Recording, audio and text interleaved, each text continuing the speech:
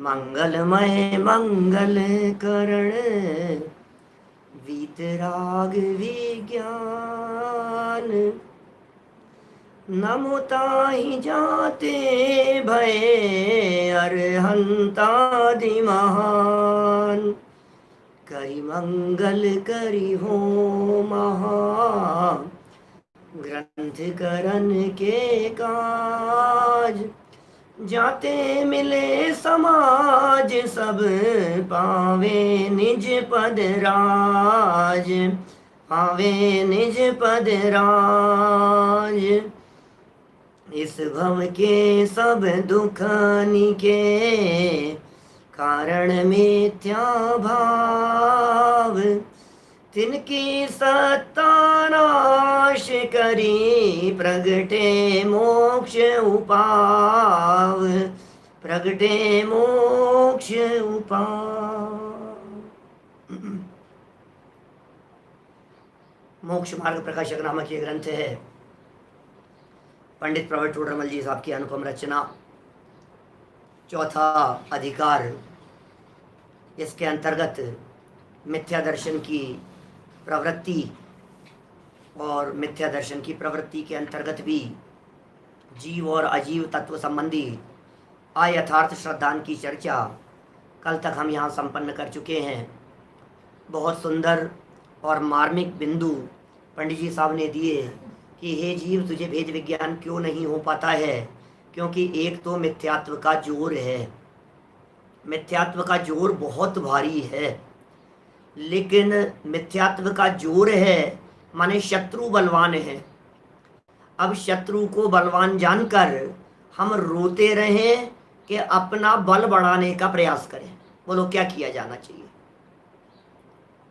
बहुत बलवान है भाई साहब, बहुत बलवान है। अरे साहब आपको पता नहीं है साहब, शत्रु की ताकत का आपको अंदाजा नहीं है बिल्कुल भी।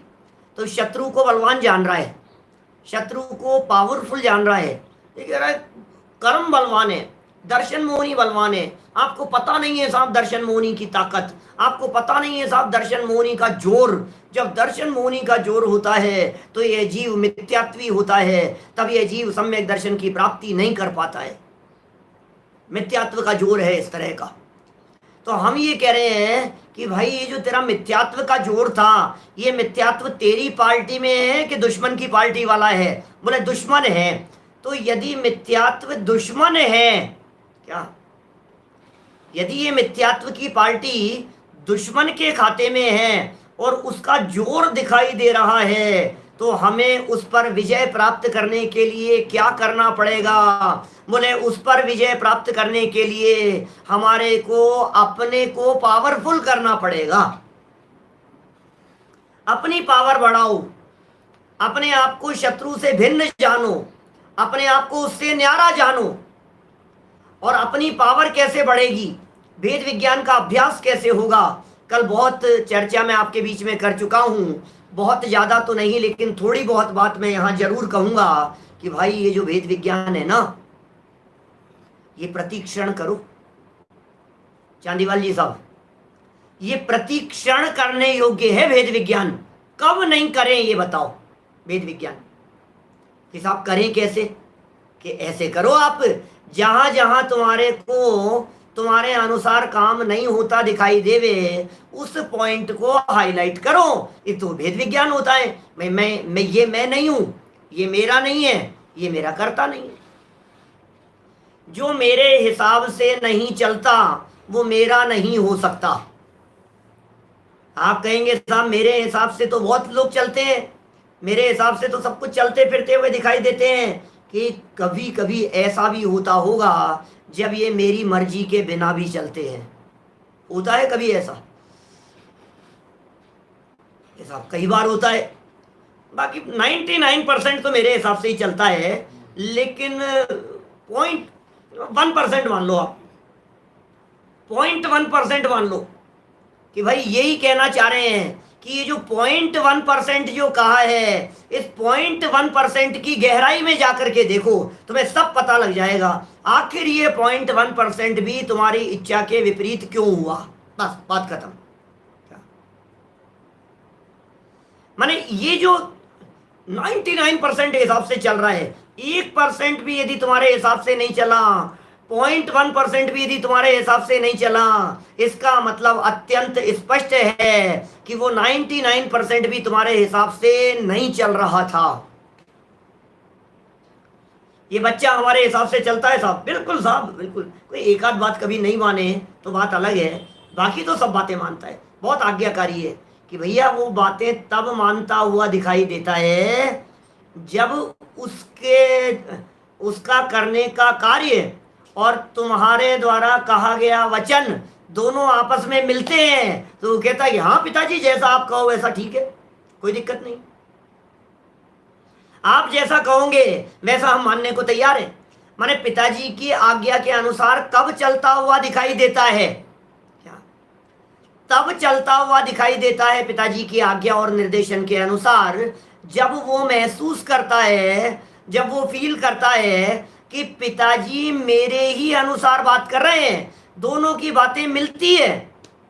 सर्राफ साहब, उदय उदय भी है, पुण्य का उदय भी है, अकेला पुण्य का उदय नहीं। उसे ऐसी फीलिंग होती है जैसा वो चाहता है वैसा पिताजी ने निर्देश दिया। बच्चे ने कहा पिताजी पिक्चर देखने चले जाऊं क्या? अब पिताजी ने कहा ठीक है बेटा चले जाओ, तो पिताजी को लगता है देखो कितना आज्ञाकारी है, मैंने हाँ कही है तो गया है। अरे पता तो तब लगे जब तू उसके विपरीत बोल करके देखे। ऐसे करो भेद विज्ञान। आपको यदि ये लगता है ये बच्चे हमारे हैं, ये बहू हमारी है, ये पोते पोती हमारे हैं, ये तो हमारी आज्ञा के अनुसार चलते हैं, कभी कभी दिन भर में, एक आध दिन में, जस्ट फॉर प्रैक्टिस, प्रैक्टिस के लिए, सिर्फ प्रैक्टिस के लिए ऐसा करके देखो। कैसा करके देखना है कि वो जो करना चाहते हैं उसके विपरीत बोल करके देखो। अरे 2 साल के बच्चे के भी विपरीत बोलते हो ना आप, 2 वर्ष के बच्चे के भी पलट करके सामने जवाब दे देता है, आपको समझ में आ जाती है कौन अपना है और कौन पराया है। दिन भर इन बातों को हाईलाइट करना है, हमारे को अपने उपयोग में हाईलाइट करना है, बस भेद विज्ञान हो जाएगा। ये भेद विज्ञान का तरीका है। और जब ये भेद विज्ञान बलवान होता है तो मिथ्यात्व कमजोर होता है। मिथ्यात्व कमजोर होता है भेद विज्ञान के बल से। श्रद्धा अपने में अपनापन करते हुए मिथ्यात्व के 3 टुकड़े कर देती है। ऐसी चोट पड़ती है मिथ्यात्व के ऊपर कि उस मिथ्यात्व के 3 टुकड़े हो जाते हैं सदा सदा के लिए। असंख्यात वर्षों बाद में जुड़ेंगे, फिर कोई जाकर के जुड़ेंगे तो वापस मिथ्यात्व में आ गया, असंख्यात वर्ष का अंतराल हो गया तो फिर जुड़ जाए अब इतने लंबे समय तक दोबारा मिथ्यात्व में बना रहे तो बात अलग है।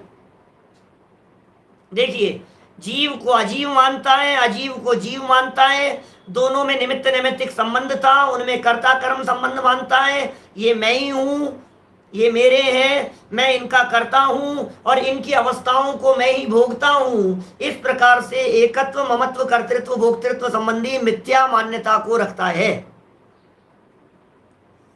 अब करना है भेद विज्ञान। अब आगे बढ़ो।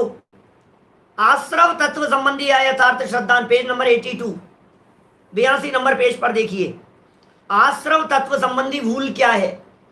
आश्रव, आश्रव तो समझ में आता है, रागादि विकारी भावों को आश्रव कहते हैं। मिथ्यात्व, विरति, प्रमाद, कषाय योग, इन परिणामों को आश्रव कहते हैं।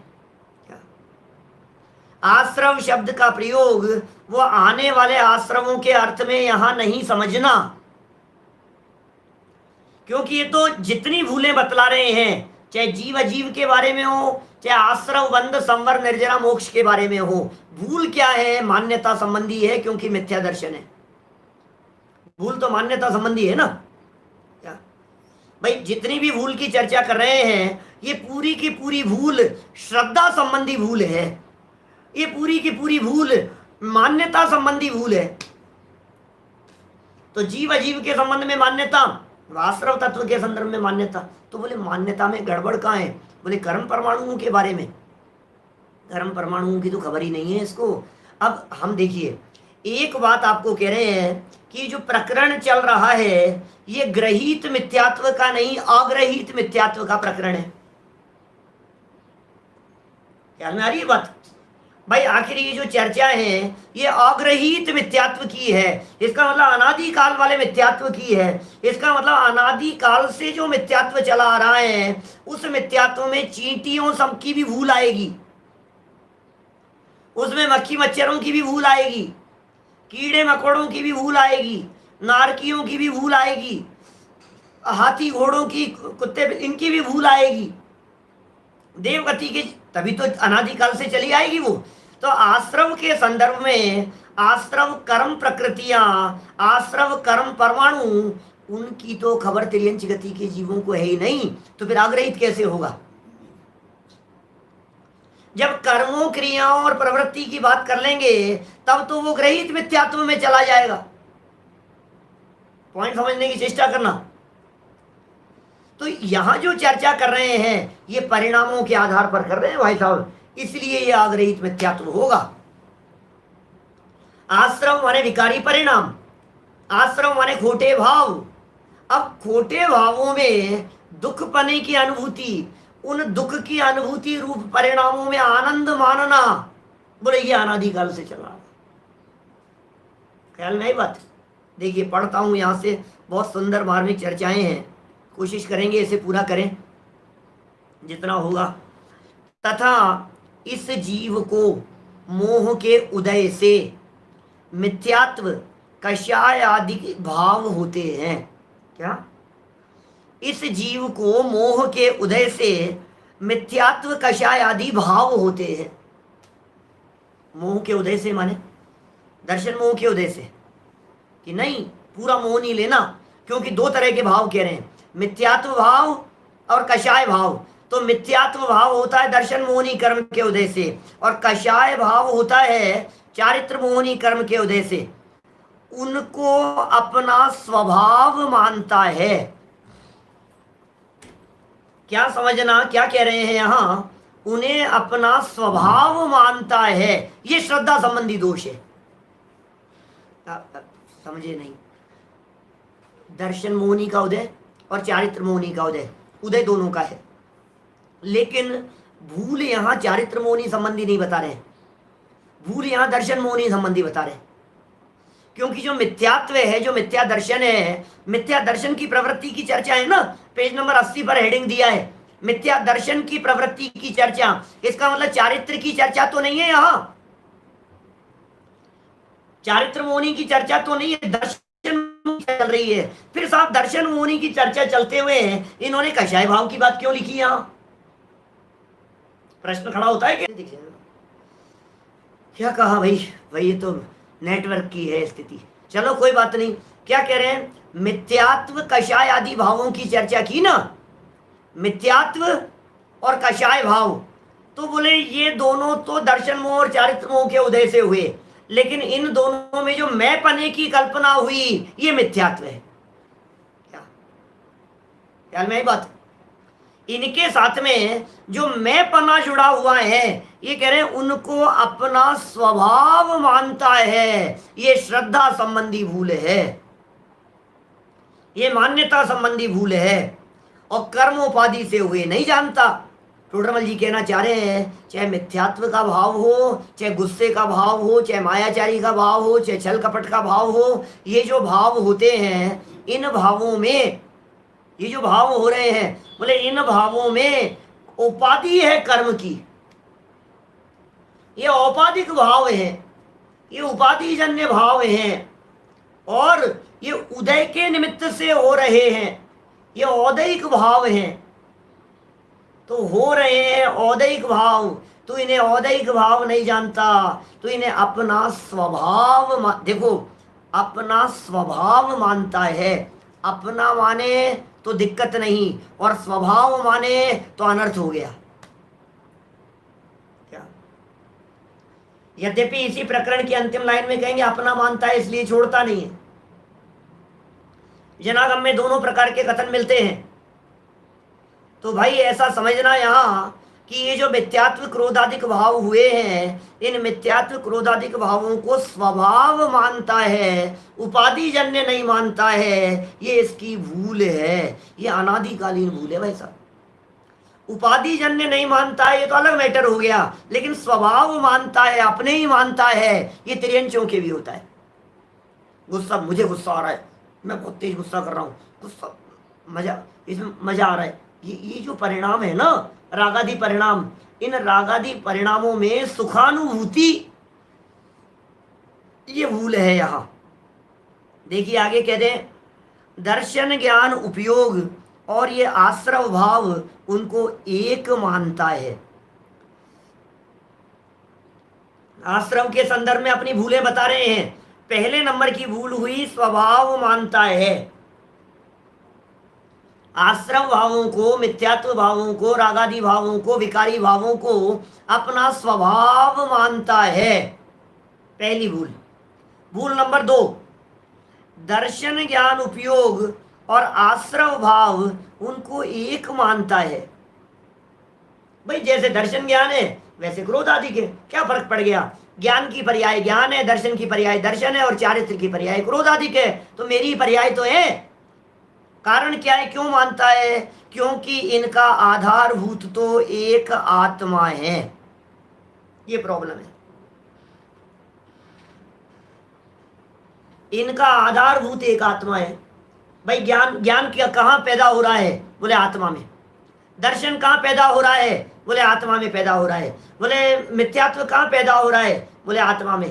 बोले गुस्सा कहाँ पैदा हो रहा है? बोले आत्मा में। इसमें तो क्रोध पैदा नहीं होता है भाई साहब, इसमें तो क्रोध पैदा नहीं होता है ना, इसमें तो नहीं आता। कि टेबल कुर्सी के अंदर क्रोध पैदा होता है क्या? दीवालों में क्रोध पैदा होता है क्या? कि नहीं, तो आत्मा में ही पैदा होता है। इसलिए ये कह रहे हैं मिथ्यात्व क्रोध आदि जो भाव थे, आधारभूत तो एक आत्मा है, पैदा तो आत्मा में ही होंगे। ये पुद्गल में पैदा नहीं होते, ये अचेतन अजीव द्रव्यों में पैदा नहीं होते, तो पैदा तो एक आत्मा में ही होते हैं। और इनका परिणमन एक ही काल में होता है। जिस समय ज्ञान का परिणमन हो रहा है उस समय राग का परिणमन हो रहा है, जिस समय क्रोध का परिणमन हो रहा है उस समय दर्शन आदि का परिणमन हो रहा है। सारे परिणमन एक साथ चल रहे हैं। वस्तु में ज्ञान, दर्शन, सुख, वीर्य, चारित्र आदि समस्त गुणों का परिणमन, चाहे वो विकारी परिणमन हो चाहे वो निर्मल परिणमन हो, दोनों ही परिणमन एक साथ चल रहा है। क्या इसलिए भिन्नता भाषित नहीं होती? ये प्रॉब्लम है। सुरेश जी भाई साहब बोलो क्या कह रहे हैं? भिन्नता भाषित क्यों नहीं होती है बतलाइए? क्योंकि अलग दिख ही नहीं रहे हैं ना, साथ साथ में दिखाई दे रहा है, साथ साथ में दिखाई दे रहा है, इसलिए अलग भाषित नहीं होता। अलग हो जाए तो अलग दिखाई देवे। देखिए जो जगत में पदार्थ एक में एक जैसे दिखाई देते हैं उनमें भिन्न भिन्न पना नहीं दिखता। क्या जैसे गोल्ड और गोल्ड के साथ में किट्टी काली माँ, तो गोल्ड और किट्टी काली माँ, स्वर्ण और किट्टी काली माँ, उसकी मलिनता, इन दोनों को एक रूप मान रहा है, जबकि गोल्ड का स्वभाव अलग है और किट्टी काली माँ विभाव रूप है। दो न्यारी न्यारी चीजें हैं ना भाई, एक स्वभाव है और एक विभाव है। आत्म कल्याण की दृष्टि से सुनो समझो तो समझ में आएगी भाई बात। क्या ये बातें मेरे ही हित के लिए है, इनमें तो मेरा ही हित भाषित होता है, ऐसा अनुभव में आता है क्या? आपकी फीलिंग में ये बात आ रही है क्या कि इनसे तो मेरा ही भला भाषित होता है? इन बातों को समझने से क्यों समझ रहे हैं अपने आश्रव तत्व संबंधी भूल? क्योंकि हमारी गलती है। पहली गलती हुई, दोनों को स्वभाव मानता है, आश्रम को स्वभाव मानता है। दूसरी गलती हुई, दर्शन ज्ञान उपयोग को और आश्रम भावों को एक समझता है। ये साहब ये भूल क्यों कर रहा है? क्योंकि परिणमन एक है और काल एक है, परिणमन का एक ही काल है, इसलिए भिन्नता भाषित नहीं होती। ऐसे लगता है कि ये दो नहीं है, ये तो एक ही है।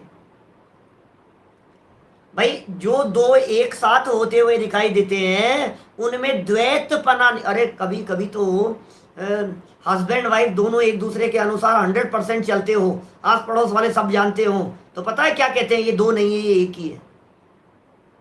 अरे ये तो दोनों एक ही है। दो भाई भाई एक दूसरे के साथ में अत्यंत घनिष्ठता हो, एक भाई से कोई बात करे, भाई साहब वो दोनों एक ही हैं। दो दोस्तों के बारे में, जिनकी धारा एक हो, जिनकी दिशा एक हो, उन्हें एक कह करके पुकारता है। ये जगत में ऐसी दशा देखी जाती है। आप और हम तो एक ही है ना भाई साहब, बोलो। आप में और हमारे में, हम दोनों ही मुमुक्षु हैं, दोनों ही मोक्ष मार्गी हैं, दोनों ही एक ही पंथ वाले हैं, एक ही आमनाए वाले हैं, एक ही रास्ते में चल रहे हैं। तो एक ही भाई, अरे इनमें हमारे फर्क थोड़ी, एक ही है भाई साहब। आप में हमारे में क्या फर्क है? आपको भी सम्यक दर्शन लेना है, हमें भी सम्यक दर्शन लेना है, तो दोनों एक ही हो गए ना। क्यों एक कह रहा है? क्योंकि दोनों साथ साथ में एक दिशा में चल रहे हैं। ऐसे ही जहां दर्शन चल रहा है वहीं क्रोध चल रहा है। अब इनकी भिन्नता भाषित नहीं होती। अमृत चंद्राचार्य देव ने 181, 182 और 183 गाथा में वो ज्ञान और क्रोधाधिक रागाधिक इनके प्रदेश भेद की चर्चा की है, बहुत मार्मिक चर्चा। 181, 82, 83 गाथा में बोले है साथ साथ में, बोले भेद बहुत बारीक संधि है इनमें, क्रोध में और राग में बहुत बारीक संधि है। इस बारीक संधि के लिए क्या करना पड़ेगा? बोले चैनी लगानी पड़ेगी। बोले कौन सी? बोले प्रज्ञा चैनी से डाल करके देख,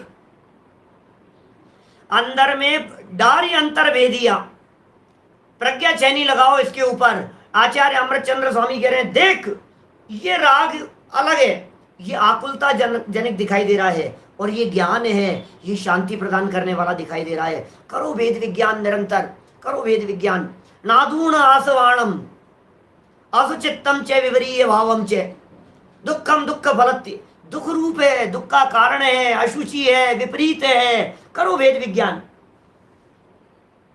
वेद विज्ञान की भावना भाव। भाव ये वेद विज्ञानम इदम अवच्छिन्न धारया तावत यावत पराच्युत्वा ज्ञानम ज्ञाने प्रतिष्ठते। ज्ञान ज्ञान में लीन नहीं हो जाए, वेद विज्ञान करो। कल तक वेद विज्ञान किससे कराया था? परद्रव्यों से कराया था। वेद विज्ञान की चर्चाएं चल रही है भाई साहब। कल तक वेद विज्ञान कराया था परद्रव्यों से। बोले उनसे क्या वेद विज्ञान करना, वो तो अलग ही दिखाई दे रहे हैं। ये रुमाल है, ये रुमाल से क्या वेद विज्ञान करूं? ये तो छोड़ा और ये नीचे चला गया, ये तो चौड़ा ही अलग दिखाई दे रहा है, भिन्न ही दिखाई दे रहा है ना, तो अलग ही है। तो प्रकट जुदे धनधामा, बोले वो तो अलग है। अब वेद विज्ञान कराया शरीर से, बोले ये तेरे हिसाब से नहीं चलता, बोले ये बाल तेरे हिसाब से नहीं चल रहे हैं, बोले नाखून तेरे हिसाब से नहीं चल रहे हैं, बोले दाढ़ तेरे हिसाब से नहीं चल रही है, दांत तेरे हिसाब से नहीं चल रहे हैं, शरीर का काला गोरापन निशान पड़ गया, फुंसी हो गई, दाग हो गया, धब्बा लग गया, आंखों के नीचे कुछ काला हो गया, तेरे हिसाब से नहीं चल रहे हैं। कर वेद विज्ञान।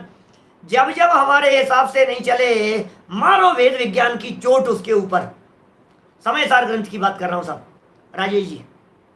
181, 182, 183 नंबर की गाथा समय सार ग्रंथ संवर अधिकार की प्रारंभिक गाथाएं हैं। उपयोग में उपयोग है, क्रोधादि में उपयोग ना, ये मूल गाथा है। ओगे उपयोग में उपयोग है, ग्रंथराज समय सार की बात है। माने ऐसा वेद विज्ञान कराया उनके बीच में, आश्रमों के साथ में, क्योंकि स्टेप बाय स्टेप चल रहे हैं। 7 तत्व संबंधी भूलों में भी स्टेप बाय स्टेप चल रहे हैं। देखिए पहले वहां से वेद विज्ञान कराया पर के साथ में, फिर वेद विज्ञान कराया देह के साथ में, फिर देह के साथ में वेद विज्ञान कराने के बाद में नेक्स्ट स्टेप पर वेद विज्ञान आ गया अपने विकारी परिणामों के साथ में। फिर आगे चल करके या पहुंच जाएंगे निर्मल परिणामों के साथ में। समझ में आ रही है बात? ये वेद विज्ञान की धारा किस तरह से अंतर चली जाती। तो जो ज्ञान का परिणाम था वो तो मेरा परिणाम था, जो ज्ञान का परिणाम था वो तो कैसा था? अपना स्वभाव भाव था। और जो राग और क्रोध अधिक थे, ये विभाव है, आकुल, ये सब दुख बतला रहे हैं। देखो अभी यहाँ पैराग्राफ पढ़ता हूं मैं, बड़े बड़े गजब गजब की बातें हैं भाई, गजब की बातें कहते हैं टोडरमल जी। आधारभूत आत्माएं भ्रम होने की संभावना क्यों हो गई? इसने गुस्से को अपना क्यों मान लिया? आपको लगता है आप गुस्से को अपना मानते हो? आप लोभ को अपना मानते हो?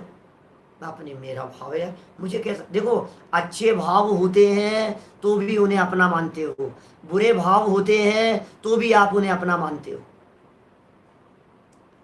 आप ऐसा समझ रहे हो, अरे मेरे कितने अच्छे भाव हो रहे हैं, मैं कितना अच्छा हूँ भाई, आह मेरे भाव कितने अच्छे हैं, अरे यार कितना खराब भाव आ गया मेरे मन में, मेरे मन में ऐसा भाव नहीं आना चाहिए था, ऐसा भाव मुझे क्यों आ गया। तो अब क्या हो रहा है ऐसी स्थिति में, जब इस तरह की बात आ रही है, माने दोनों ही स्थितियों में, विकारी भावों को भी और निर्मल भावों को भी, दोनों प्रकार के परिणामों के साथ में ये जीव समझता है कि मेरे हैं, मेरे हैं, मेरे हैं। समझ में आ रही है बात। तो जो मेरे मेरे की जो अनुभूति हुई कि मेरे हैं, इससे करना है भेद विज्ञान कि ये तेरे नहीं है यार। ये क्या बात कर रहे हो साहब, आश्रम मेरे कैसे नहीं है, मैं क्या गलत कह रहा हूं इसके अंदर। मेरे भाव अलग है, बच्चे के भाव अलग है, उसके अपने भाव थे, मेरे अपने भाव थे, मेरे अपने परिणाम है। कि सुन भाई, ये विकारी है,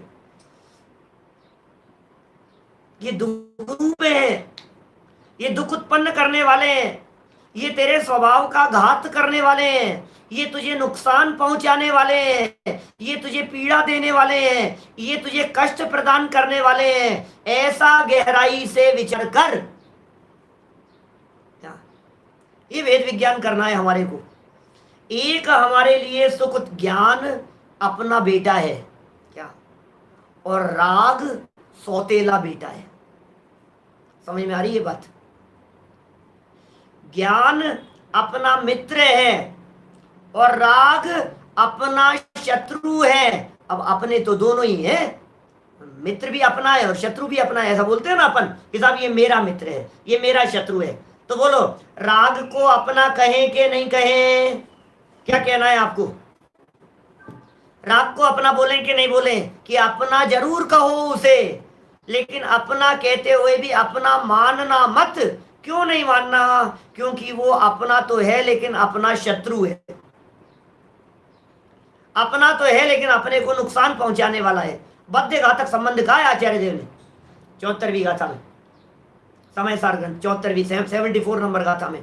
बद्ध घातक संबंध, लाख जिस तरह से बड़ में उत्पन्न होने वाली जो लाख है, पीपल में उत्पन्न होने वाली जो लाख है, वो लाख उसको नुकसान पहुंचाने वाली है। ऐसे ही आश्रव परिणाम पैदा तो मेरे में हुए हैं लेकिन मुझे नुकसान पहुंचाने वाले हैं। ये राग, विकार, गुस्सा, मायाचार, छल कपट, ये पैदा तो अपने में हो रहे हैं, पैदा तो अपने में हो रहे हैं, लेकिन अपने में पैदा होते हुए भी अपना घात करने वाले हैं। अपने में पैदा होते हुए भी अपने को नुकसान पहुंचाने वाले हैं। मैं आपसे पूछता हूं कभी कभी, बतलाओ आपके कितने मेंबर हैं आपके घर में, आपके घर में कितने लोग रहते हैं, फटाफट गिन करके बतला दोगे। 5 है, 7 है, 9 है, 4 है, 3 है, फटाफट बता दोगे।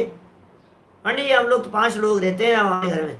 5 ही रहते हो तुम, इस घर में 5 ही आत्माएं रहती है पक्का। चींटियां कहाँ रहती है, वो चूहे कहाँ रहते हैं, वो कॉकरोच कहाँ रहते हैं, वो छिपकलियां कहाँ रहती है। अरे नहीं नहीं, वो कोई हमारे फैमिली मेंबर थोड़ी ना है, तुम्हारे फैमिली मेंबर नहीं है। वो ये समझते हैं कि ये आदमी पता नहीं कहाँ से आ गया, मेरे घर में आ गया ये। वो चूहा ऐसा समझता है कि ये घर तो मेरा है। अपने ही घर में पैदा होने वाले चूहे जिस तरह से अपने नहीं है, अपने को नुकसान पहुंचाने वाले हैं, पैदा इसी घर में हुए जिस घर में हम पैदा हुए हैं क्या। हम तो फिर इस घर में पैदा नहीं हुए, हम तो अस्पताल में पैदा हुए थे। बोलो, हम तो हॉस्पिटल में पैदा हुए हैं और ये चूहे तो इसी घर में पैदा हुए, पैदा इसी घर में हुए हैं, माल इसी घर का खाते हैं।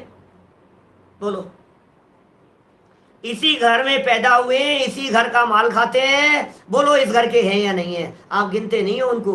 क्यों नहीं गिनते हो, क्योंकि वे घर में तोड़ फोड़ करते हैं, नुकसान पहुंचाते हैं, बर्नियां घेर देते हैं, सामान को खा जाते हैं, झूठा कर देते हैं, ये नुकसान पहुंचाते हैं हमारे। तो जो तुम्हें नुकसान पहुंचाने वाला हो वो तुम्हारा नहीं है। एक फॉर्मूला है। बोलो, विभीषण को रावण अपना माने या नहीं माने, मानना चाहिए या नहीं मानना चाहिए, अपने दिल की बात शेयर करना चाहिए या नहीं करना चाहिए।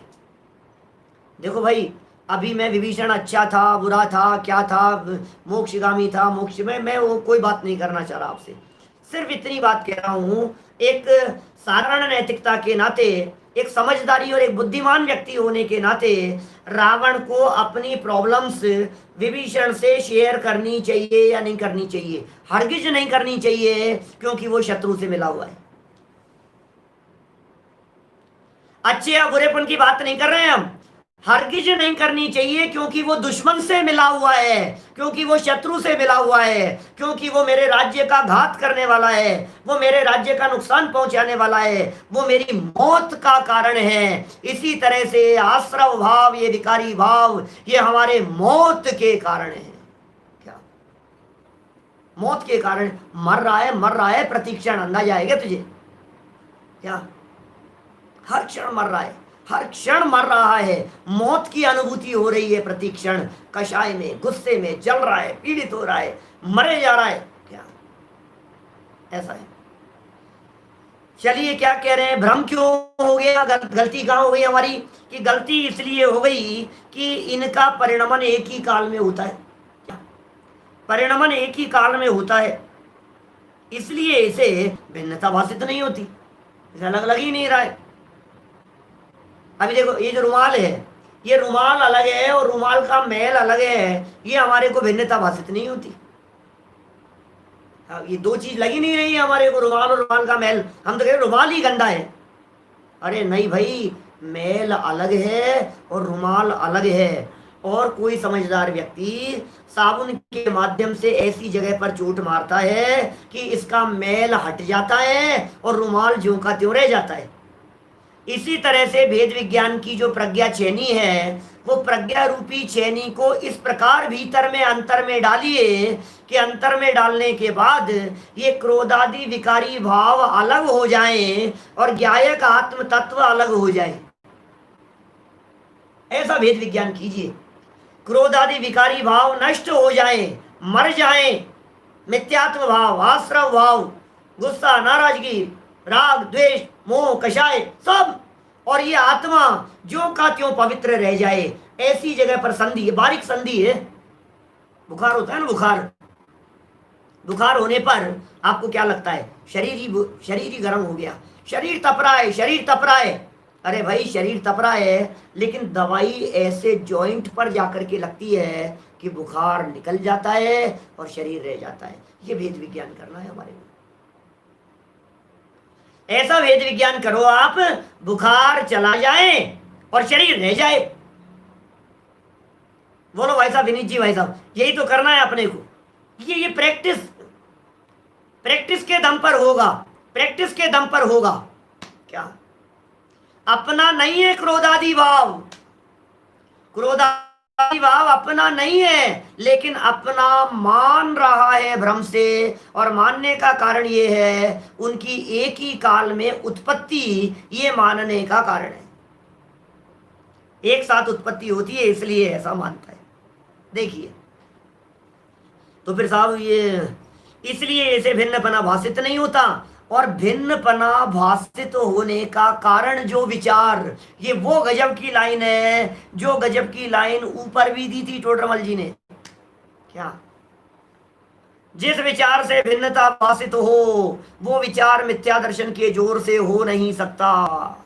ऊपर से दूसरी लाइन देखिए, 82 पर ही, इसी पेज पर, 82 पेज पर ऊपर से दूसरी लाइन देखिए। क्या लाइन है पिताजी साहब, क्या लाइन है?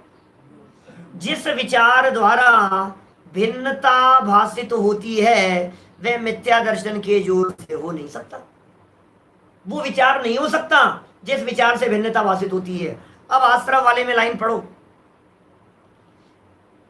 और भिन्नता भाषित होने का कारण जो विचार है, वही वाक्य हो गया, शब्द आगे पीछे है बस। भिन्नता भाषित होने का कारण जो विचार है, जो विचार भिन्नता भाषित होने का कारण है, सो मिथ्या दर्शन के बल से हो नहीं सकता। क्या करें?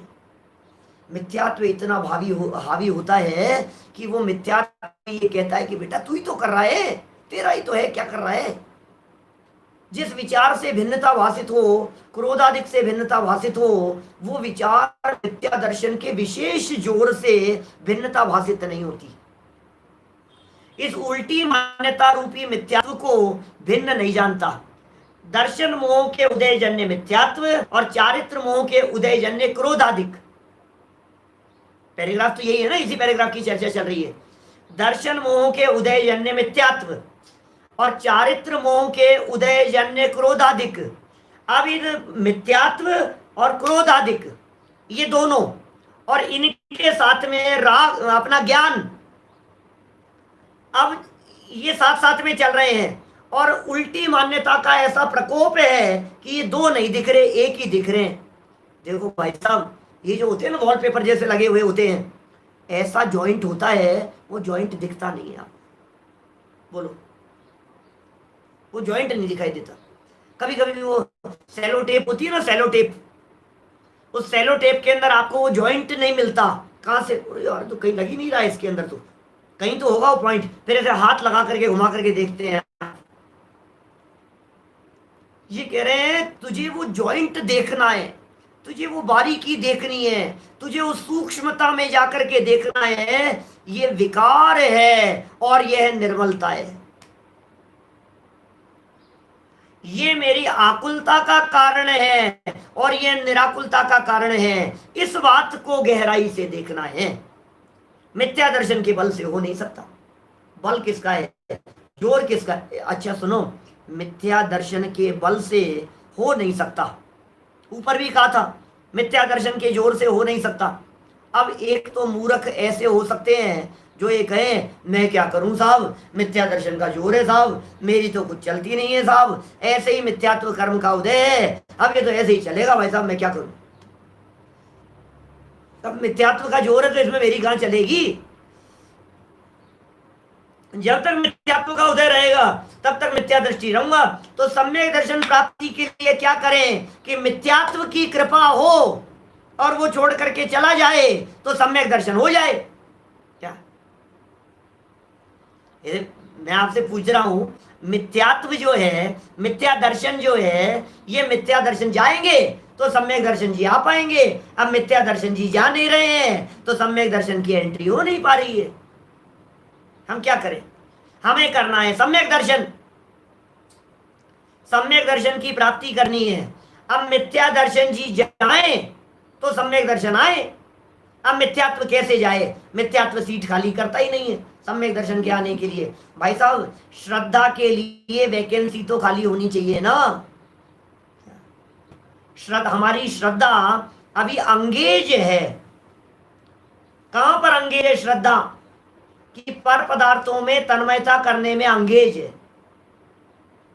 अब वहां से मिथ्यात्व टूटे तो सम्यक दर्शन की प्राप्ति हो सकती है। ये मिथ्यात्व का जोर है। ये बात हो गई मूर्खों की, हम लोगों की बात नहीं है। हम लोग तो समझदार लोग हैं सब लोग। अभी अपने जो लोग सुन रहे हैं, इन लोगों की बात नहीं कर रहा हूं मैं। अपन लोग जो समझदारी का प्रयोग करते हैं और जो समझदारी का काम करेंगे, क्योंकि हमारे को जिनवाणी मिल गई है, हमारे को तत्व ज्ञान मिल गया है, हमारे को गुरुदेव श्री के माध्यम से ये भेद विज्ञान और तत्व ज्ञान की चर्चाएं मिल गई है। हमारे पास में भगवान महावीर स्वामी का प्योर माल आ गया है, प्योर माल भगवान महावीर स्वामी की वाणी का। उसमें मिलावट नहीं है बिल्कुल भी, कषाय की मिलावट नहीं है, विभाव भाव की मिलावट नहीं है, विकारी भाव की मिलावट नहीं है। अब मान्यता से तो मिलावट समझ रहा है। भिन्न स्वाद जाने नहीं और मिलावट का स्वाद जान करके दुखी हो रहा है। बोलो, अब अगले समय की जो पर्याय उत्पन्न हो रही है, उस अगले समय की उत्पन्न होती हुई पर्याय में फिर मौका मिला और मिथ्यात्व के जोर से मिथ्या श्रद्धा, श्रद्धा फिर विपरीत, श्रद्धा फिर विपरीत, श्रद्धा फिर विपरीत, हर अगले समय के अंदर श्रद्धा विपरीत विपरीत विपरीत होती चली जा रही है। एक ही उपाय है, हे जीव, बुद्धि पूर्वक तेरा काम तो तत्व विचार करना है, वेद विज्ञान का अभ्यास करना है। इसके अलावा और कुछ तेरे हाथ में नहीं है। मिथ्यात्व को नष्ट करने के लिए क्या करें भाई साहब? तुम्हारे हाथ में कुछ नहीं है, तुम कुछ नहीं कर पाओगे। अभी तो पूरा करने की तो भावना थी मेरे, लेकिन अब पूरा नहीं कर पाएंगे अपन। यही जो 3 बिंदु दिखाए हैं, उन्हीं 3 बिंदुओं को एक बार देख लो आप। विपरीत मान्यता संबंधी क्या क्या बातें कह दी है, आश्रव तत्व के संदर्भ में हम क्या क्या भूल कर रहे हैं। अब सुबह से शाम तक और 24 घंटे में 23 घंटे में आप दोबारा इसका अभ्यास करके सामने आकर के बैठना। आपको दिन देख बेटा गुस्सा आ जाएगा, मुझे बहुत तेज गुस्सा आ रहा है मुझे, तब उस गुस्से के काल में ये भेद विज्ञान करना कि मैं गुस्सा करने वाला हूं कि गुस्से को जानने वाला हूं, बस ये भेद विज्ञान करो। बोले मेरा काम जानना है कि मेरा काम क्रोध करना है, जी ये करो अभ्यास। क्रोध मेरा काम नहीं है, क्रोध विभाव का काम है। अरे 2 दिन पहले भी तो बतलाई थी ना आपको, 3 क्रियाएं एक साथ कही थी अपन ने, जीव अजीव तत्व संबंधी आयतार श्रद्धान में 3 क्रियाएं एट ए टाइम कही थी। कौन कौन सी 3 क्रियाएं? एक ज्ञान की क्रिया, एक राग की क्रिया और एक विभाव की क्रिया, एक जड़ की क्रिया। ज्ञान क्रिया, राग क्रिया और जड़ की क्रिया। अब ये इन सबको मिलाकर के एक मानता है, तो जड़ प्रमुख है, हावी है, उनको एक मान रहा है। जड़ को चेतन और चेतन को जड़ मान लिया, ये तो जीव अजीव का यथार्थ श्रद्धान हो गया। अब इन 3 में ही जड़ की क्रिया को तो भिन्न बता दिया, ये चर्चा पहले भूल निकल गई जीव अजीव तत्व संबंधी। कथन समझना भाई, निकलेंगी एक साथ, सातों तत्व संबंधी भूल एक साथ ही निकलती है। ऐसा नहीं है जीव अजीव की तो निकल गई भाई, अब चलो आश्रम की निकाल लेते हैं, फिर कल बंध तत्व संबंधी भूल निकालेंगे, ऐसा नहीं है, एक साथ निकलती है ये सारी भूल। फिर भी कथन में तो क्रम पड़ता है, बोलने में तो क्रम पड़ेगा। तो जीव अजीव तत्व संबंधी भूल संबंधी तो प्रकरण निपट गया, बराबर। 3 क्रियाएं कही थी ना, ज्ञान की क्रिया, राग की क्रिया और जड़ की क्रिया। जड़ की क्रिया परद्रव्य की होने के कारण पर के खाते में डाल दिया। अब ये दोनों तो आत्मा में ही हो रहे, ये दोनों तो मेरे में ही हो रहे, राग और ज्ञान। अब इनमें भिन्नता भाषित नहीं होती। तो आश्रव तत्व संबंधी अयथार्थ श्रद्धान बताते हुए, यथार्थ श्रद्धान की प्रेरणा देते हुए ये कह रहे हैं कि इन दोनों में भी बारीक संधि है। क्या? इन दोनों में भी सूक्ष्म जॉइंट है जो आपको नहीं दिखाई दे रहा है, जिन्हें तुम एक समझ रहे हो। जोड़ इतना सूक्ष्म है, अरे अनादि काल से है, वो दिखाई नहीं दे रहा है तुम्हारे को। ये जो होती है ना पट्टियां जो लगी हुई होती है अपने दीवारों के ऊपर लगी हुई, पुराने जमाने में पट्टियों के मकान हुआ करते, आरसीसी नहीं होती थी तब, वो जो पट्टियां होती है उनमें जॉइंट होते हैं, एक ही पट्टी में, सिंगल पट्टी में। और वो कारीगर क्या करता है, उस पॉइंट को देखते देखते वो बराबर उसके ऊपर चोट मारता है, अलग कर देता है, 2 फाड़ हो जाती है उसकी, बराबर के 2 हिस्से हो जाते हैं। मूर्तिकार मूर्ति बनाते समय पत्थर की शिलाखंड के अंदर उस जॉइंट को देख लेता है, इस जगह पर जॉइंट है, यहां मारेगा, एक जगह पर मारेगा वो पूरे टुकड़े हो जाएंगे। देखो वो जॉइंट पकड़ में आना चाहिए। क्या ये सब कारीगर लोग सब जानते हैं, ये सब काम करने वाले। माने आप यदि उसके ऊपर कितना भी मारो और 2 टुकड़े बराबर नहीं होंगे, और एक कोई एक ऐसा पॉइंट संधि देख करके उस जगह पर मारो, तुरंत 2 टुकड़े हो गए। हमारे शरीर में नसें होती है ना, ये डॉक्टर लोग पकड़ लेते हैं, नब्ज नहीं, इंजेक्शन लगाते समय ऐसे करेंगे और फिर वो कौन सी जगह पर है वो नस पकड़ में आ गई और उसके अंदर इंजेक्शन लगा दिया। बारीक संधि है, दिखाई नहीं देता है हमारे को। क्या समझ में आ रही है बात? उस संधि को पकड़ करके चोट मारनी है। पहली भूल कही थी स्वभाव मानता है, दूसरी प्रकार की भूल कही यहां दर्शन ज्ञान उपयोग और आश्रव उनको एक मानता है। 2 भूल हो गई है कि साहब ये सब क्यों हो रहा है, स्वभाव क्यों मानता है और उन्हें एक क्यों मानता है, क्योंकि एक ही आत्मा में उत्पन्न होते हैं। ये साहब ये तो समझ में आ गई बात। फिर साहब ये एक ही आत्मा में उत्पन्न हो रहे हैं, लेकिन दोनों अलग अलग है, क्यों नहीं जान रहा है? इसलिए नहीं जान पा रहा है कि जिस विचार से भिन्नता भाषित होती हो, उस विचार के करने के लिए मिथ्यात्व के जोर से ये जीव को कुछ होश नहीं रहता। बर्फ की शिला में भी ऐसे ही जॉइंट होते हैं, हर चीज में। आप उसके ऊपर कहां हथौड़ी की चोट मारो, चूरा चूरा चूरा चूरा हो जाएगा, और सही जगह पर जॉइंट पर चोट मारो तो 2 टुकड़े होंगे उसके, बिल्कुल बिल्कुल सटीक 2 टुकड़े होंगे, चूरा नहीं होगा। बच्चे होते हैं ना, वो फोड़ते हैं तो बराबर नहीं होता, और ज्ञानी समझदार व्यक्ति फोड़ता है तो सही सटीक दो टुकड़े होते हैं। खैर, कुल मिलाकर के बात यह है, मिथ्यात्व के बल से हो नहीं सकता, लेकिन मिथ्यात्व के बल से नहीं हो सकता। हम ये कहना चाहते हैं, टोडरमल जी आगे चल करके ये सिद्ध करना चाहते हैं कि मिथ्यात्व के बल से नहीं हो रहा था ना, अब तू मिथ्यात्व के बल से दृष्टि हटा और अपने बल को देख। उसके बल से तो काम नहीं हो रहा, लेकिन बल इधर का लगाना अब अपना, कि साहब मिथ्यात्व का बहुत ताकत है, बहुत ताकत है साहब, इसकी ताकत की वजह से मैं कर नहीं पा रहा हूं, ताकत की वजह से कर नहीं पा रहा हूं। तू अपनी ताकत बढ़ा और मार दे चोट एक पलट करके, और फिर देख कैसे ये भूल नहीं निकलती है। तो ये भूल हमारी अंदर से निकलनी चाहिए। प्रयासरत हम सभी लोग हैं। इसके संबंध में कई और तरह की कि ये आश्रम किस तरह से दुख रूप हैं, दुख के कारण हैं, आकुलता उत्पन्न करने वाले हैं, भविष्य में दुख रूप होते हुए भी, बात को हम यहीं विराम देते हैं। कल की तरह ही आज भी दोपहर में वही 3:15 बजे विशेष प्रवचन का कार्यक्रम। कल भी बहुत सुंदर चर्चा रही, अनेक लोगों के मैसेज मेरे पास में आए। नंदीश्वर द्वीप की चर्चा कल हमने विस्तार से की थी, और आज हम पंचमेरु दिखाने वाले हैं दोपहर में 3:15 बजे। 5 मेरु पर्वत कहाँ है, बाल तीर्थंकरों के जन्माभिषेक क्या होते हैं, कैसा स्वरूप है, उन पर अस्थि जनालय कहाँ कहाँ है, प्रोजेक्टर के माध्यम से सारी चर्चा करेंगे आपके घर में, आप ही के मोबाइल पर, यहीं पर मिलते हैं ठीक 3:15 बजे। रात्रि में 8 बजे चली रहा है यथावत। चलिए, और निज निधि निज में बताई, यह अनंत उपकार है, उसके लिए जिन वाणी माँ को वंदना शत बार है, वंदना शत बार है। नौ बार।